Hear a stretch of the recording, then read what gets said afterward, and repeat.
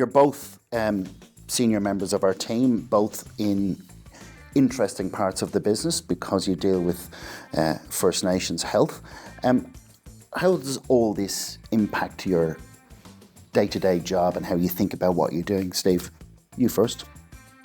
Okay, I think it's the whole issue is important, and I think it's encapsulated in our Reconciliation Action Plan, which is not something which was just written out. It was carefully considered by a wide number of people across the Aspen team. And I think arguably, and from my point of view, it's one of the best reconciliation action plans that's been determined, right, or designed. And it is that ongoing journey at the moment. Within ours, we've actually focused a lot on closing the gap and the socio-economic outcomes in there that can really have some input. At times, I don't think it is fully recognised across the company just what we've done. And Kim and I have often spoken about how we see that we're a part of the Aspen team, and there is a hell of a lot more that we can do, right? But it's important that people go back and have a look at the Reconciliation Action Plan. It shows clearly what our path is, where our commitment is, and how we're going to get there. And and as a part of the team, the more there is that understanding of that, then involve us in the conversations. Don't think in stovepipes because I'm here or there. We're all part of that team. And I really would urge that people start looking at that from that point of view. So what is the First Nations aspects of a project? Bring us in. Have a yard about it, because we can only deliver better results by having that approach.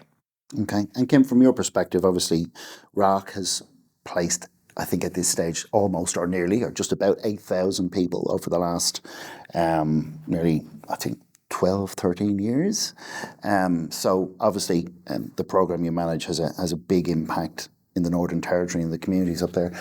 How does everything we're talking about today, reconciliation, how does that all play into what you do from a RARC perspective? Yeah, so I've only been there now just a little over 12 months. And yeah, you're very right. We've placed lots of health professionals deployed into remote communities within the Territory. But consider the outcomes of our people and communities in nationwide. Have our health outcomes improved? Some may say yes, but the data tells us no. And when we look and speak to communities, we see still disparity and in some cases lots of despair. So under my leadership with RARC, what has happened most recently is, we'll continue to deploy people, but it's an intentional alignment now to closing the gap reform, to really working in partnerships and lifting and strengthening Aboriginal community control. So what we're doing now is an intentional solution for health professionals being deployed. Do you want a nurse? Yeah, we'll give you a nurse. That's the work of an agency. We're a program, and Aspen Medical has allowed us autonomy to work as a program. And so what that means, we're in desperate need of a nurse. What's going on in the community? What are your needs? Oh gosh, you're behind in child health immunisations. Should we deploy a team? Still within the requirements of what we do and the boundaries of our agreements with the Commonwealth, but more in partnership for a solution with what's going on in the ground. And by the way, we've just finished over the last 3 weeks a project in partnership with MeWatch up at Nullumboy for delivery of a project on Elcho Island, where we sent in a team that aimed to do 500 plus child health vaccinations. That team ended up being a number of nurses, a number of doctors working in partnership with the Aboriginal Community Control Health Clinic, and there were over 1,000 childhood immunisations. Wow. Over the last number of years, we've had you need nurses, you need doctors, you need audiologists. What you're saying is taking a more tailored approach from a community by community basis. What's needed within this community rather than let's just put another nurse in because, well, box ticked. What we're actually talking about is getting in with the community and understanding what the issues are in this community and pulling together a program. Is that it? That's dead right. And so so that's about, the policies, programs, okay. initiatives, strategies that impact us as Indigenous people and us having a voice in the delivery of services for them. So it's really connecting. That is what is aligning to closing the gap reform. This is not just, and I'd argue with Steve to some degree, it's not Aspen Medical just having a reconciliation action plan. It's Aspen Medical having a subsidiary with Indigenous governance, with Indigenous leadership, who works in Indigenous specific ways to achieve outcomes for people and communities, partnering with communities and clinics in remote areas to lift outcomes for health. Yep, we're deploying, that's tick, what we're supposed to do. But we're doing it really more meaningfully and purposely. We're reaching and considering the voices of the people that we're whose services we're providing to. It's what I've said about the policies that impact us. It's rightfully allowing the voice of how the services are delivered to people. This is an important area that is encapsulated in our RAP and so forth, because what we're looking at, we've identified that we're not only doing health, right, which is outcome number 1, but child health, which is outcome number 2, outcome number 14, which is the cross-cutting outcome, which talks about aged care.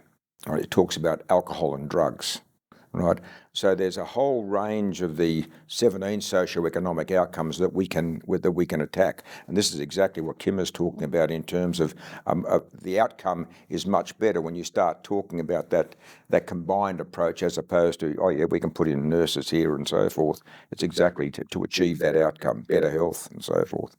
Steve, I've never heard anybody able to quote particular clauses from closing the gap.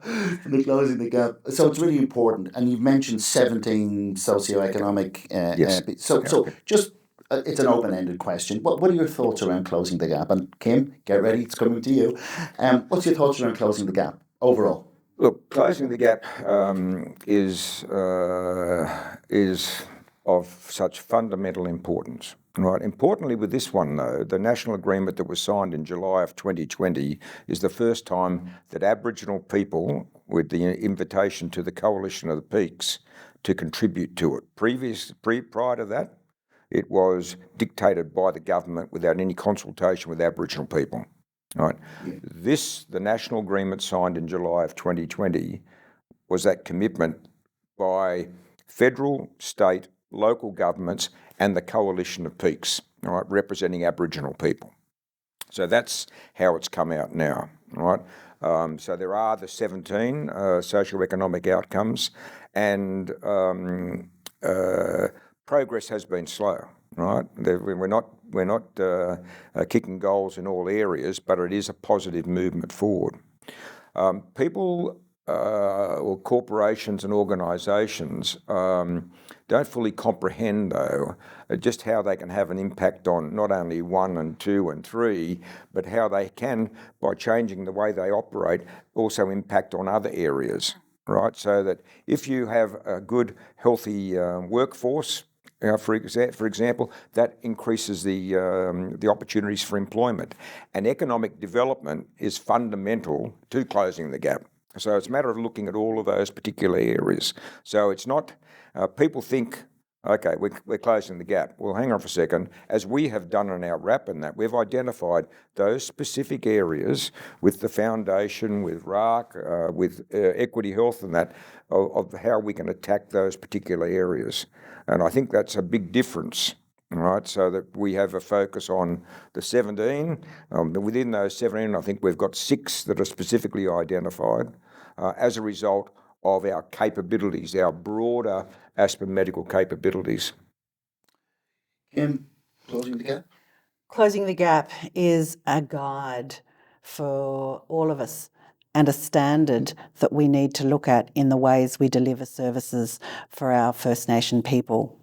I would be one always to holler Aboriginal community control, but we're 3-point-something% of the population. The other 97% is essential to help us close that disparity that exists.